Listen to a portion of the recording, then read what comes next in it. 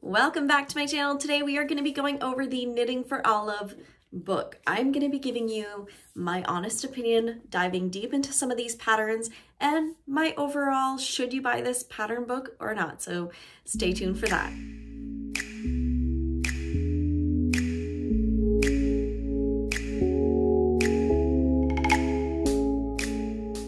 We're going to be going over the Knitting for Olive. This is a beautiful book that is currently available worldwide.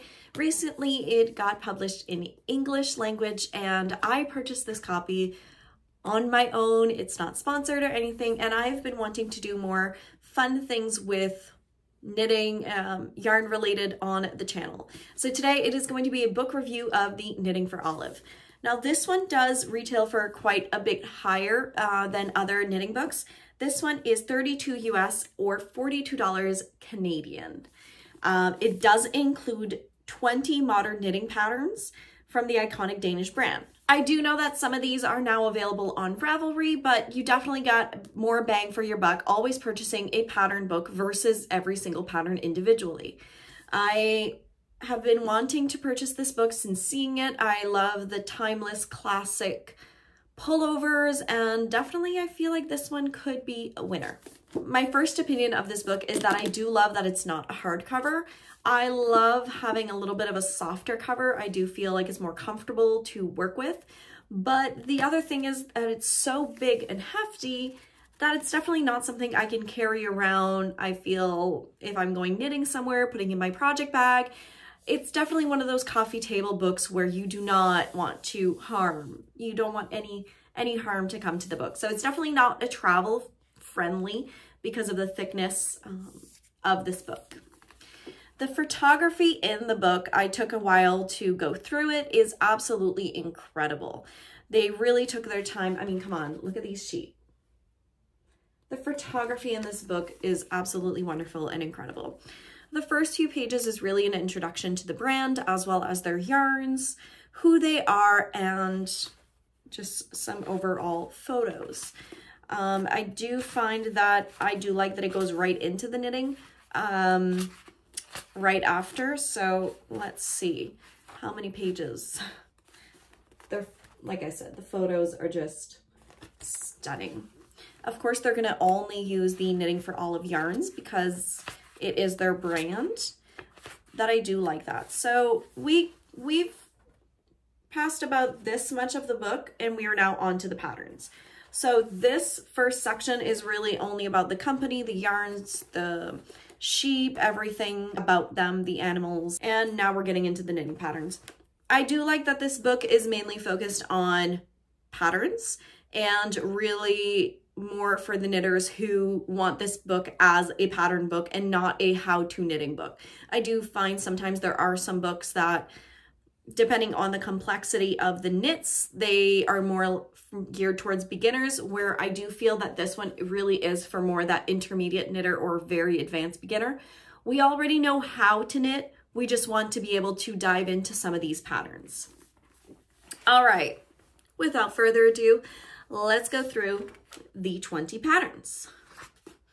First up, we have Color Rain Sweater, which is beautiful. This, you knit it with 8 strands of mohair held together. This is knit in their Knitting for Olive soft silk mohair with 8 strands held together. My first thought, number one, there's only 4 sizes in this. And number 2, it is not size inclusive at all. Number 2 is I don't know how I feel with holding 8 strands of yarn together for a sweater or any project. I do think after 2 to 3, it gets a tangled mess. So I can only imagine with 8 skeins of yarn all going at once. I want to know what the purpose or what the thinking was behind that. From a knitting standpoint, I'm not really sure why you would want to hold 8 strands of yarn together. But yeah, so it is beautiful. I'm going to put the photos here rather than trying to show you the ones that are in the book. It is a beautiful faded sweater. I feel like you could do it another way rather than holding 8 strands of a yarn together. The next sweater is the Truffle Sweater. Now this one is they say a beginner friendly project. It's knitted in double seam stitch with a deep rib rolled neck, hem, and cuff. The simple sweater is worked in the round from top down with raglan increases. This one is done with a heavy merino with a soft silk mohair knit together. I do sense a theme in this book. When I had gone through, they love their mohair, okay? They definitely love their mohair. If you are not a person that likes to knit with either a mohair or suri, you can use that same yarn or one a little bit higher and definitely play with your gauge. As long as your gauge is on point, you can definitely have fun with the needle sizes going up or down, as well as the yarn weight. So you don't always have to use that mohair if you are not interested. For example, if it's a DK weight with a mohair, creating close to a worsted weight gauge, you can usually feel safe and comfortable substituting around a worsted weight gauge, even to a heavy DK. Again, make sure you do your gauge swatch to get an accurate fit on the garment. The Truffle Sweater comes in 8 different sizes, a bit more size inclusive for this one, and is knit again with the Knitting for Olive heavy merino, which is 100% merino, and their soft silk mohair. It is beautiful. I don't know, I am not a big fan of a high neck. I like being able to have a little bit of an open neck, but except for that, I love the texture. I love the sleeves, the ribbing on them. I love all of that. I maybe just do like a little crew neck instead of that more upper turtleneck, but it is beautiful. Next one is the Knitted Street of Copenhagen sweater. This is a chunky sweater inspired by the narrow winding cobbled lane of Copenhagen. The design features an oversized twist cable that straight lines of garter, both casual and sophisticated. This one, I am 50-50 about it. There's only 3 sizes. I do understand there's only 3 sizes because it's an oversized sweater. I do feel, depending on your body shape and size, this can look really great or really frumpy. I am very short. I'm only 5 feet tall. So I know for me, these types of garments aren't really great for my body type just because it'll make me look shorter and wider than I currently am. But for someone who is taller, I think that this is incredible. Put it with some leggings, you know, have it be cozy, comfy next to the fireplace. Like, it is a beautiful sweater, but I just don't think me personally, it would be for me. I'm curious to know, would you knit this sweater? What do you think about it and the kind of styling and layout? Next pattern we have, oh, those are charts, all charts, charts and charts. But I mean, the model, she is just gorgeous. It's beautiful. The next one is the Chunky Rib Sweater. Chunky Rib Sweater is a loose fitting garment with a high neckline, worked in rounds of the top down, knitted in a classic wide rib. I want to say that looks like a 4x4. It is beautiful. There are 5 sizes. This is also knit with the Knitting for Olive heavy merino with a soft silk mohair. Again, same concept. You can definitely substitute. I don't think I told you what the chunky one was knit out of. Let me go back. Okay, we're still going heavy merino with soft silk mohair. But that one is knit on a US 10.5 and US 15 needle, which is crazy big. I do feel like that sweater would go very fast. I also feel like it could be gapey and kind of holey. I'm not sure. I want to know your thoughts on that one. So yes, the Chunky Rib Sweater is again knit in the same, but this one is using a US 7 and US 10. I do think it's a bit odd that they don't have any type of millimeters. They only have US sizes, no millimeters, and they only have inches. They don't have anything in centimeters. I do think that when you are publishing patterns, I love including both of these. It's just kind of a standard for whoever wants to purchase your pattern, that they know either inches or centimeters, that they don't have to do the work for you. I also do think that it's very odd, and I'm noticing they have yards per ounces. I don't normally see just the ounces. They don't have any types of grams. They just have yarn in ounces. Again, I feel like we could have more details on the yardage rather than just the balls of yarn. If I want to substitute to something else, I don't have any indication based on yards unless I do the math. Now, when I say that, I mean like sometimes you don't need the full 8 balls. You know, you only need like a third of the 8th ball.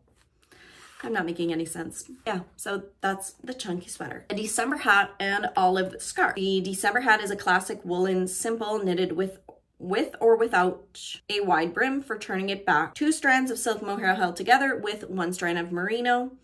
And the olive scarf is elegant long scarf with a simple texture and is also reversible. I do like that. I love that knits are reversible. So even if you're gifting to someone who doesn't really know, that is a great. I love that there's accessories in this, that it's not just all garments, because sometimes we do want to break from garments, knitting other things. Love some hats. I do find that there's missing, you know, like some mittens or socks or something more than just a ton of garments. This one, the hat is in 7 sizes and olive merino with soft silk mohair. Can we sense a theme? I do feel like they could have gone for a bit more variety because they do have other yarns, but it seems that they really love these 2 yarns together. So that would be the hat, and then the scarf is a 1 size. Again, so this one is in the olive merino with a soft silk mohair with a US 7. This next one, the waffle sweater, is actually knit with 3 strands of mohair held together. Comes in 8 different sizes and it has US 4, 7, US 8, and US 9. It is a beautiful, beautiful sweater, really elegant and light. I just feel like you could put it over a dress or a tank top. I love the texture. I mean, this photo alone is stunning, really gorgeous. The next one is the Chrysler top, inspired by New York's iconic Chrysler building. Elegant rib vests from the round, the bottom up, and a half twisted rib stitch. I think that this is so elegant, so beautiful, absolutely amazing and wonderful. I would definitely knit this for myself. This one is done in their olive pure silk, which is great to see. I love a variety of different yarns as well as the different types of patterns. Comes in 9 different sizes, which is great, and is using a US 1.5 and 2.5. So a little bit of that smaller needle, smaller gauge, but it is just beautiful. I really love this top and could see myself knitting and wearing it. Next one is the olive vest. This is a simple vest, simple sleeveless sweater with an elegant shoulder detail. Comes in 6 different sizes and also is in the olive merino with a soft silk mohair. You are holding those double and comes in 6 different sizes. A vest is something that I have not knit, tried on a vest. I think that it's something eventually I would potentially love in the future. I'm not sure. What are your thoughts on some vest patterns? I do like the look of it. I'm not sure if it's for me because I've never tried it. So I'm curious to know. What are your thoughts on knitting vests? The next one is the Charles Grey cardigan. This is a timeless classic and cozy, and they've called it the Charles Grey cardigan after the man who gave his name to Earl Grey tea. This one is gorgeous. I think that this pattern would be a staple in your wardrobe if you could have the patience to knit it. This one is knit in the heavy merino with soft silk mohair, US 10. Okay, so not that bad. Not bad on the needle size. May not take forever. It's not as if it was on fingering weight. I can't even imagine what that would be. It comes in 6 different sizes, even has a beautiful tie at the waist. It's just elegant. That would be one of those bucket list knits, I think would be, I feel like I would live in this. I also commend the brand to have different size models. I think that it's amazing having different sizes of people because we're all different. All of our body sizes are different, and I think it's amazing having that variety in a pattern book. Next one is the Fennel Sweater. This one is a roomy ribbed sweater with a deep V-neck, knit from the top down, neckband that continues around the back. They do say that it's a deep V-neck, and I do agree. That does have a very deep V-neck. I do love it, but I do feel like I would need a very supportive friend. Potentially. I would need a very supportive friend. This one only comes in 4 sizes and is knit with a heavy merino with a soft silk mohair. Again, I want variety. I want more variety of the patterns with the yarns. I do find that it's too much of the same thing. And 2 strands of yarn held together for the sweater. Next pattern that we have in the book, it's called It's Not a Sweatshirt. This one is beautiful and I want one. One of the patterns that I could really see myself knitting from this book. It's simple and really great. I feel like it's also a great stash buster, things that I would have. This one is inspired by the quintessential sweatshirt. Our Not A Sweatshirt is a classic crew neck with raglan, work from the top down, short rows, 1 strand of merino and 1 strand of silk mohair. Comes in 8 different sizes. And this is definitely something that is beautiful and classic. I feel like you could knit this pattern over and over again, just creating different beautiful silhouettes with the different yarns that you would have. The next pattern as well, I do think that it would be incredible as a staple. It's called the Carl Johan sweater. This one is a little bit different in terms of the ribbing as well as the collar and sleeves. It has a fine rib stitch worked from the round top down with a high roll neck. The other one was a raglan, and this one seems a little bit, nope, it's working raglan. So this is also a beautiful, beautiful sweater. The Carl Johan collar is a useful neck warmer, used to be worn underneath a jacket or coat on cooler days, work from the top down. This one I'm just not sure if it's for me. I'm not sure if I would knit it. I can see that it's useful. It comes in 1 size, also olive merino with a silk mohair. I don't know. I don't know if it's for me. So I'm curious, would you knit one of these? Well, let me know below. The other one is called the Simple Sweater. It's beginner friendly, that both simple design and simple to knit. Classic sweater with a high neck and wide ribbed border from the top down with raglan increases. Another great sweater pattern that is a basic and simple. Comes in 8 different sizes, and this one is also with the merino and soft silk mohair. The only thing that I will say is the 3 basic patterns are all raglan, all with the same weight of yarn, and are very, very similar. I think I would have liked a little bit more variety in those basic patterns, maybe a basic cardigan rather than 3 of the basic sweaters. So maybe that would be something that I could see, but it is beautiful. It is a timeless piece. Something to knit. The Nature Lace Sweater. This one is the one on the cover, friends, and it is, there are no words. It is beautiful and amazing and just looks like the coziest, comfiest sweater ever. I feel like you could wear it up with a beautiful legging. You could, you know, have it with like these beautiful hoop earrings. I'm all here for it. She's pretty, and yeah, I'm here for it. She's an oversized, simple lace sweater with a wide ribbed hem, cuff, and high neck. It gives the sweater a delicate feminine feel, while at the same time, the wide rib and thickness of the knit makes it chunky and cozy. This one comes in 3 sizes and is with the heavy merino and silk mohair. This is really, really pretty, US 7 and US 8, and I'm in love with it. I would knit this, and the model is just gorgeous.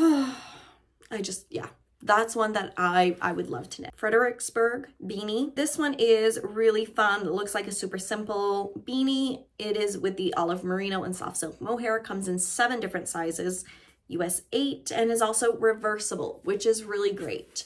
I love a good hat pattern. And it also comes reversible with the pearl side. A beautiful wide rib. This would definitely be something I would knit and cast on. I could see myself making a ton of them for the family. I love this pattern. I think it's a great staple. The Darling Wrap. I think that this is amazing and wonderful. You even have a mother breastfeeding.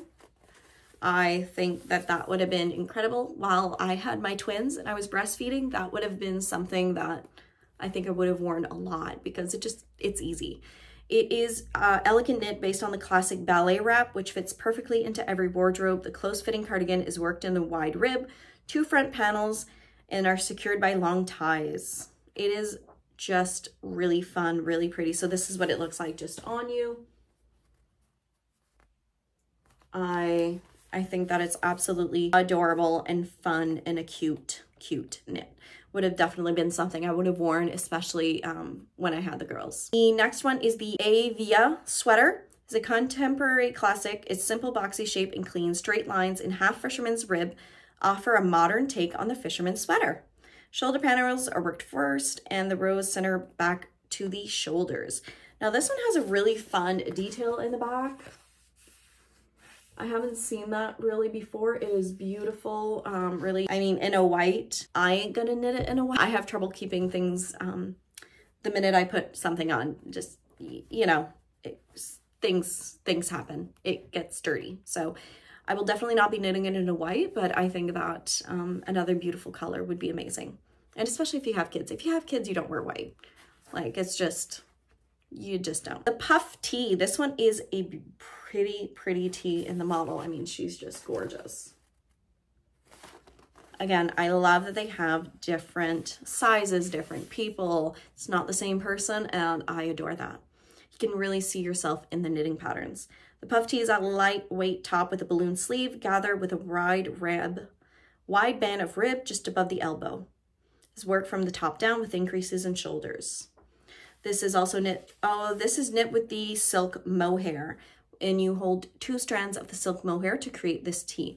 I do love that. I love that it's a bit of variety, 8 sizes, and it's just a really simple design. I think it's so pretty. I love it. I would knit that. I would definitely knit that. The next one is the Barbroe Blouse. This one, if I have to be honest, it's not my aesthetic.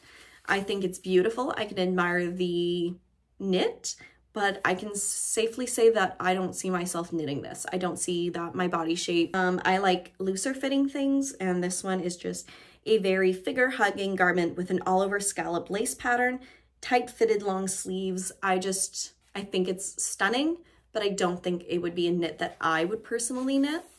Comes in 10 sizes and is knit with the olive merino. Just 1 strand of the olive merino. I honestly think this is one of the only patterns that doesn't have something held double. But it is beautiful. Like the pattern, oh my goodness, and the keyhole. That's such a beautiful, I love it. I know it's not for me, and I'm okay with that.